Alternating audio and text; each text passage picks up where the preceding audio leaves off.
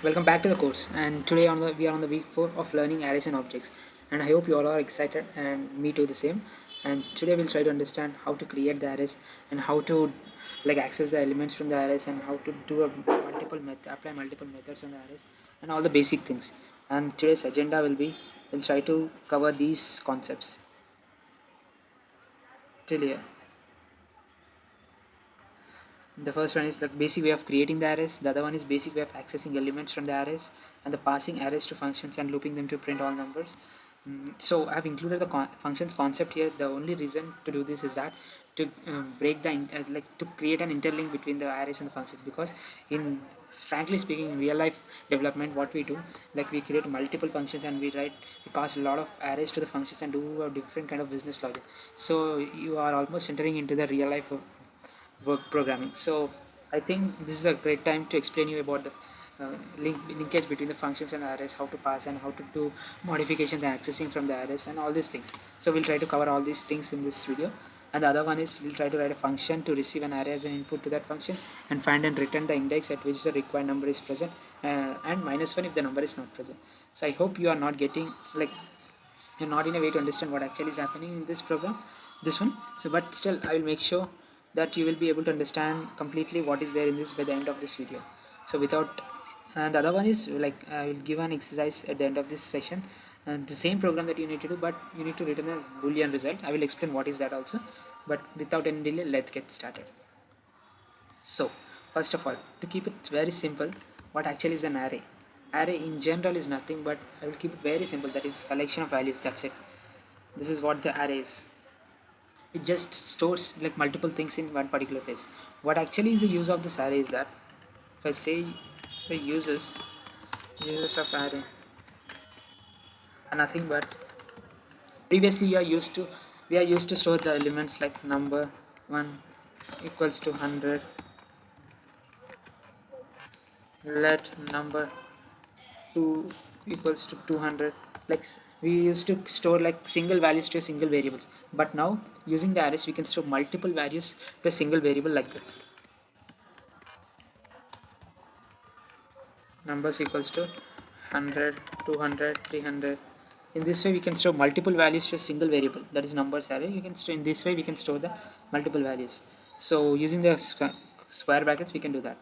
So if I give you a real life example of the array, you can consider it in this way.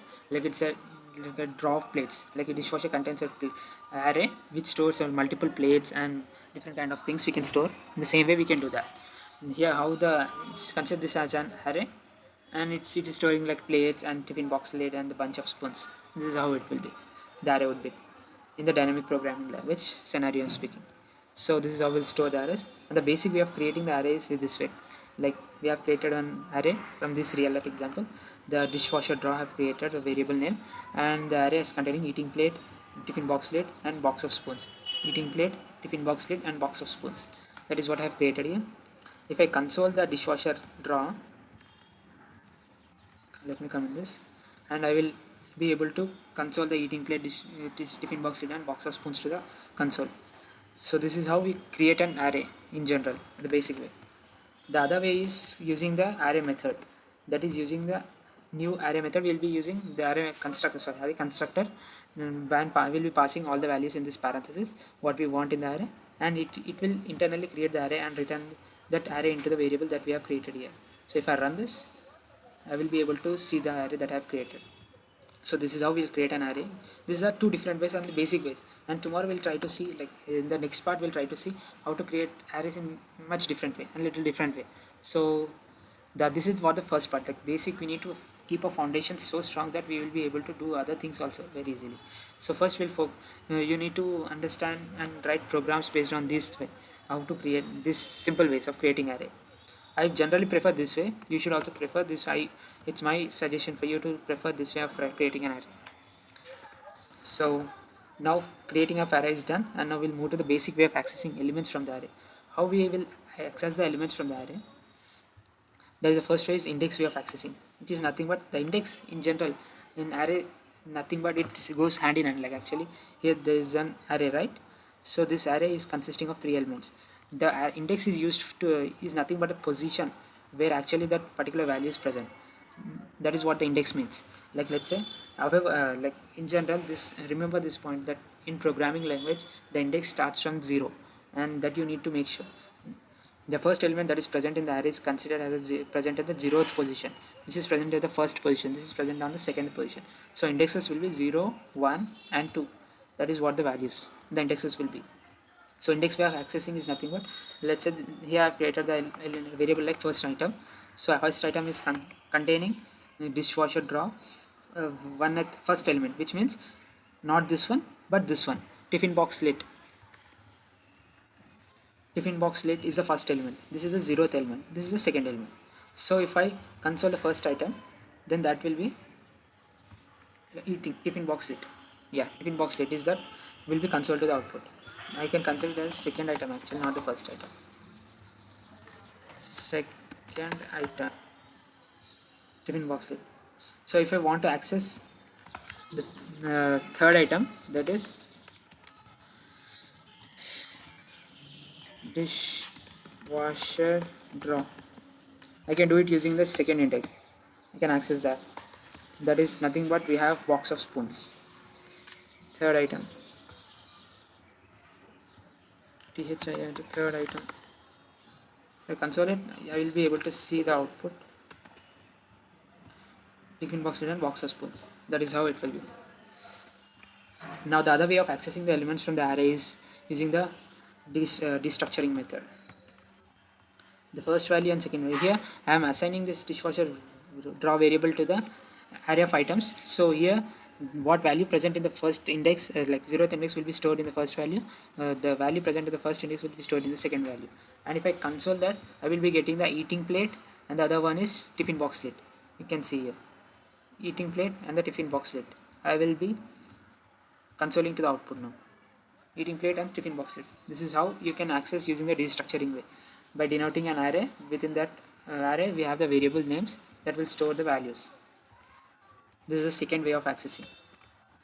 Now the other one is coming to the passing arrays to functions and looping through to print all the numbers is the one that we want to talk now, like in detail. So this is how we'll create an array.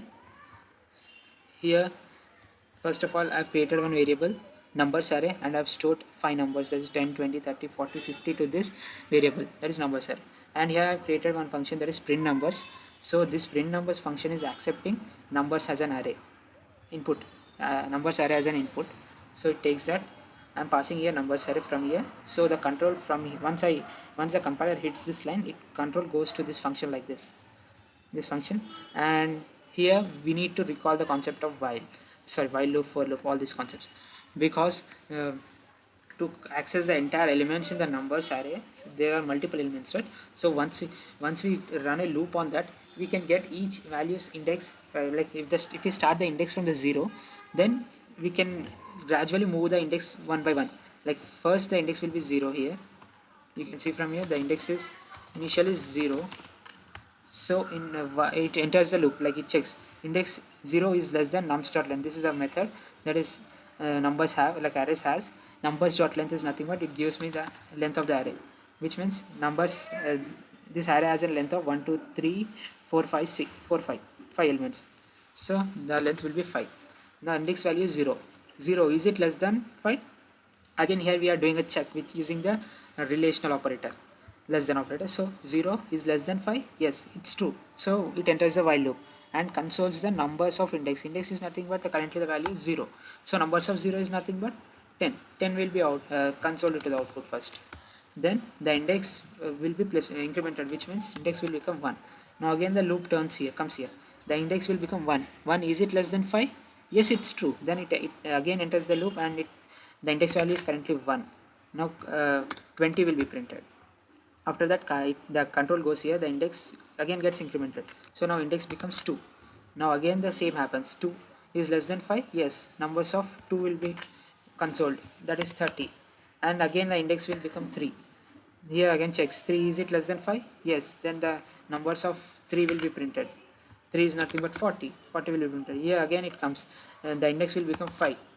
Now again it goes here, it checks like index, is it less than numbers of index?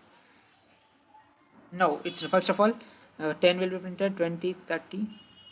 No, sorry, 4 will be printed, right? First index will become 4. 4 it will be checking. 4, is it less than 5?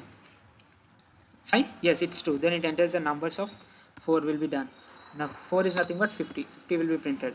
Now again the index will become 5. Now it checks 5, is it less than 5? No, it is not true. 5 is not less than 5, so it comes out of the loop, and that's it, and we'll end the program here. So with our console, what will be the output is, if you see the output screen here, output screen, this is how it will be. 10 first will be printed, then 20, then 30, then 40, then 50. This 5 elements will be printed to the output. Now let's run the program and check that. Yeah, let's run the program. Sorry. Oh, sorry, I need to pass here index, right? I forgot to do that.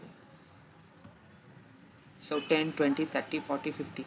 5 values has been printed to the output screen. So this is how we'll pass arrays, this arrays to functions like this, and run loops and do whatever we want using that now arrays that we pass to functions. And see how modular the code is now. We have created one function. This complete function will take care, like just from this name we are able to do understand what actually this function is doing. That is printing numbers. That's it. It just takes input as an array and it loops through that array and prints out all the numbers that are present in that array. So that is what we are doing using this function. So I always urge you people to write the code in the form of functions, so that your code will be modular and readable, so other persons can understand what this function is doing. If you write directly outside in the main body the code, you won't be understand what actually, why actually is writing this loop and all this. So this is how the program will be, like how we'll be passing the arrays to functions, and how we'll be looping through the array and printing the complete entire stuff to the console. So let's move to the other program. I hope you all got a good understanding and good knowledge of arrays and functions and loops, how we'll use in day-to-day life. So now we'll try to write a function to receive an array. So just understand from here, like we need to write a function. What the statement is telling, we need to write one function to receive an array as an input. So this we learned from the previous function, previous program only. Previous program, how to pass an array to a function. This is done to the function. Sorry, to the function till here. To the function. Till here we are done with this part. And now what it is telling is here, find and return the index at which required number is present, and -1 if number is not present. So the function also need to accept one variable where the user will be passing, and we need to take one array and one target variable. So we need to check whether this target variable is present in this entire array or not. If this variable what they are passing is not present in this array, then in that case we need to return -1. If that value is present in that array, so we need to return that position where actually that it present. The position is nothing but in general index, so we need to return its index where it is present. So let's write the code and make our life easier using the functions. Like I'm naming it as, so before writing the function only, we'll try to create an array. That array is nothing but, let's say nums, taking 10, 20, 30, 40, 50. These are the values, and we need to call the function find index. We'll create that function, no worries. We'll pass the numbers, and the other one is target value. Let's say 40. I need to find 40 in this array where actually that 40 is present. So the output we will receive is that 0, 1, 2, 3. The output should be 3 index. So once we call this, we'll get one value. So we'll store it in the output from function variable, and it will console that output from function. If you can see function variable, this is nothing but an index, right? So we'll console that to the console screen, output screen. So now we need to create one function that is nothing but find index, which takes numbers as an array, and the other one is target value. We need these two things, take from the user, and once we get these two things, then we can start writing the loop again. We can create an index, sorry, let index should start from 0, and while index is less than nums dot length. Why I'm doing this now here, like same the from the previous program, you can understand that if using the length we can get the length of the array, how much it is. Here in this case the 5, the length is 5. Let's say we will create an array with the number length 16, so the length will be 6. Now here the index starts from 0, which means the loop starts from here and goes till the end of the array and finds whether this value is present in that array. So to check whether this value is present in that array, what we need to do is we need to have an if condition, so that we can check whether like nums like this target value is, let's say we'll write in reverse order, like nums of index, which means currently what the value we are checking.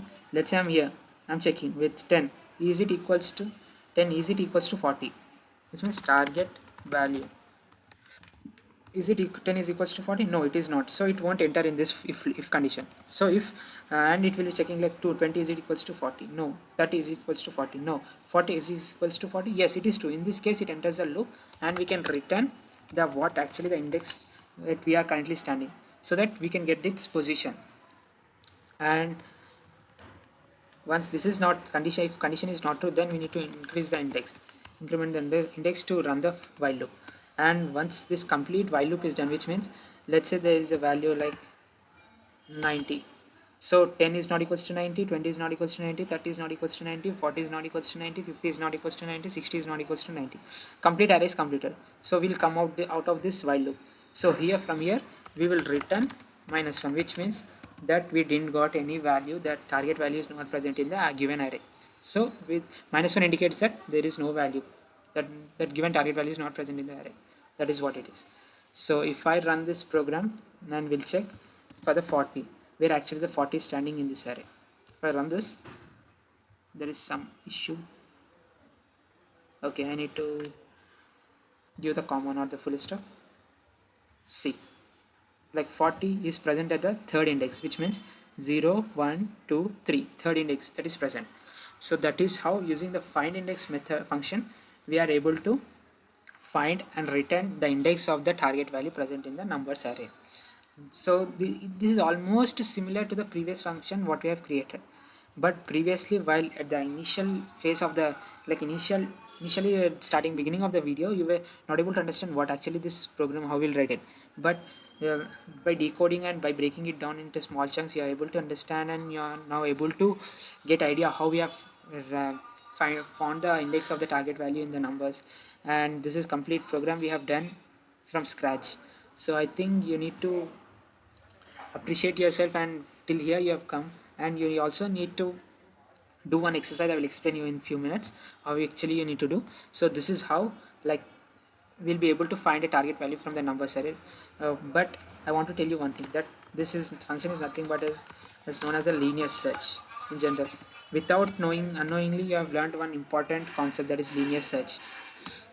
Using this we can find the target variable in an array. Given using this function, you can do for any kind of array. Like let's say this can be 6 numbers. Now it can be 100, 200, 1000, 10,000. For complete any kind of the size of array, you can find the target variable whether it is present in that or not. So this is how the powerful this function is. So using this you are able to find a target value. Now coming to the exercise part, what you need to do is that you need to do the same thing what I have did. Just write a kind of a function where you need to check the target value is present in the array or not. But here a small twist, you need to return. I'm just here returning the index, right, the position, but you need to return if the target value is present in the array, you need to return true. Else if the target value is not present in the array, you need to return false. That's it. It's a small change. And write the program and let me know in the comments how you felt after doing this. So I hope you all got a good understanding and knowledge from this session today. It is little long, but you need to focus this, because this is a really important concept. The functions and arrays goes hand in hand, and really in real life we'll be using this a lot. So I hope you all had a good knowledge from this session.